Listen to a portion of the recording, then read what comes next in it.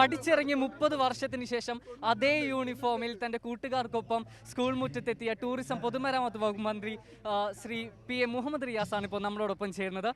30 വർഷത്തിന് ശേഷം അതേ യൂണിഫോമിൽ കൂട്ടുകാർക്കൊപ്പം സ്കൂൾ മുറ്റത്തെത്തിച്ചേർന്നു.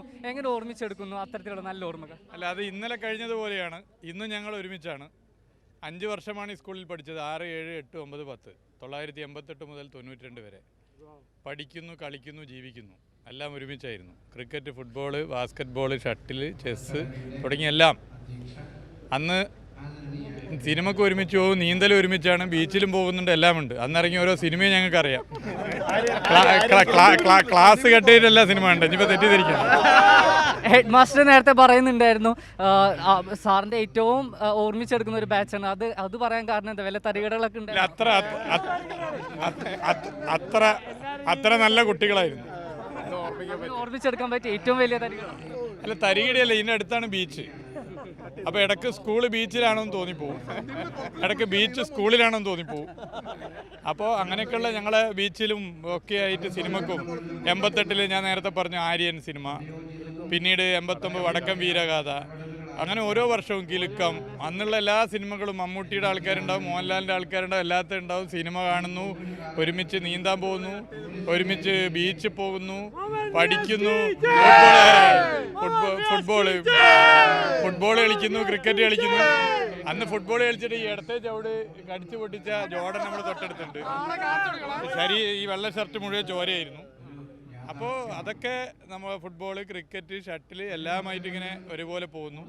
അത് ഇതേപോലെ ഉണ്ട്. ഇപ്പോൾ ഞങ്ങൾ വാട്സപ്പ് ഗ്രൂപ്പിലും അതുപോലെ ബന്ധം തുടരുന്നു, അതേപോലെ പോകുന്നു. ഇതിൽ ഓരോരുത്തരുടെ പേരും ഇപ്പോൾ ഒറ്റയടിക്ക് പറയാൻ വേണ്ടി പറ്റും. 10, 25, 30 കൊല്ലം കഴിഞ്ഞ് കണ്ട ആളുകളെയും ഒറ്റയടിക്ക് പേര് വിളിക്കാൻ വേണ്ടി പറ്റുന്നത് അന്നത്തെ സ്കൂളിൽ പഠിക്കുക മാത്രമല്ല ജീവിക്കുകയായിരുന്നു എന്നുള്ളതിൻ്റെ ഏറ്റവും വലിയ തെളിവാണ്. മന്ത്രിയെ കുറിച്ച് നിങ്ങൾക്ക് ഓർത്തെടുക്കാൻ പറ്റിയ ഏറ്റവും രസകരമായ ഉച്ച സമയത്ത് ക്രിക്കറ്റിന്റെ സ്കോർ കാണാൻ വേണ്ടി ഒരു ആകാംക്ഷ ഉണ്ടാവും.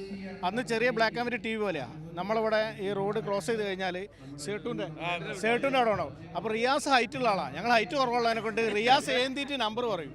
അതായത് ഒരു വിക്കറ്റ് പോയിട്ടുണ്ട്, 64 റണ്ണ് ഇല്ലാണ്ട് കിടക്കുന്നത്, എനിക്ക് സാധ്യത ഉണ്ടെന്ന് അറിയും. പിന്നെ 3 മണിക്കിൻ്റെ ഈവനിങ്ങിൽ ഒരു ബ്രേക്ക് ഉണ്ടാവും. ആ ബ്രേക്കിന് പോയിട്ടാണ് ഫൈനലായിട്ട് അറിയാം എത്രയാണെന്ന് അറിയാം. അപ്പോൾ റിയാസ് പറയും അത് ജയിക്കാൻ സാധ്യത ജയിച്ച് വെറുതെങ്കിലും ജയിച്ചെന്ന് പറയും. ചിലപ്പോൾ തോറ്റുണ്ടാവും. അവർ രസമാണ് അന്നത്തെ കാലഘട്ടം. അപ്പോൾ ഓർമ്മിച്ചെടുക്കുന്ന റിയാസിന്റെ വീട്ടിൽ ഞാനും സഫറും പോയി കളർ മീൻ എടുത്ത് സഫറിന്റെ വീട്ടിലേക്ക് കൊണ്ടുവന്ന റിയാസിന്റെ പോലീസ് ക്വാർട്ടേഴ്സിൽ വീട്ടിൽ പോയിട്ട് കളർ മീൻ എടുത്ത് കൊണ്ടുവന്ന ഗപ്പീസിനെ ഞാനും സഫറും കൂടി സഫറിന്റെ വീട്ടിലേക്ക് എടുത്തുകൊണ്ടുവന്ന ആ ഓർമ്മകൾ ഇന്നും ഞങ്ങൾ നിലനിർത്തുക. ആ ക്വാർട്ടേഴ്സിന്റെ ബെഞ്ചിന്റെ മുകളിൽ ഇരുന്നിട്ട് ചെസ് കളിച്ചിരുന്ന ആളാണ് റിയാസ്. ആ ബെഞ്ചിന് അന്ന് അതിനേക്കാളും വലിയൊരു ലെവലിൽ ചെസ് ചാമ്പ്യൻ ആയിരുന്നു. പിന്നെ മന്ത്രിയായതിനു ശേഷം വല്ല മാറ്റങ്ങളുണ്ടോ? മന്ത്രിയല്ല, ഞങ്ങളടുത്തൊരു മാറ്റങ്ങളില്ല. ഞങ്ങൾ കൂടെ ഒരു മാറ്റമില്ല. ഞങ്ങളെ കൂടെ ചേർന്ന് നിൽക്കുന്ന ആളാണ്. മന്ത്രിയായതിനു ശേഷവും പഴയ മുഹമ്മദ് റിയാസ് തന്നെയാണെന്നാണ് കൂട്ടുകാർ പറയുന്നത്. ക്യാമറമാൻ T സംഗീതിനൊപ്പം മിഥുൻ പങ്കജ്, മനോരമ ന്യൂസ്, കോഴിക്കോട്. അപ്പോൾ ശരി, നമസ്കാരം, പോയി വരാം.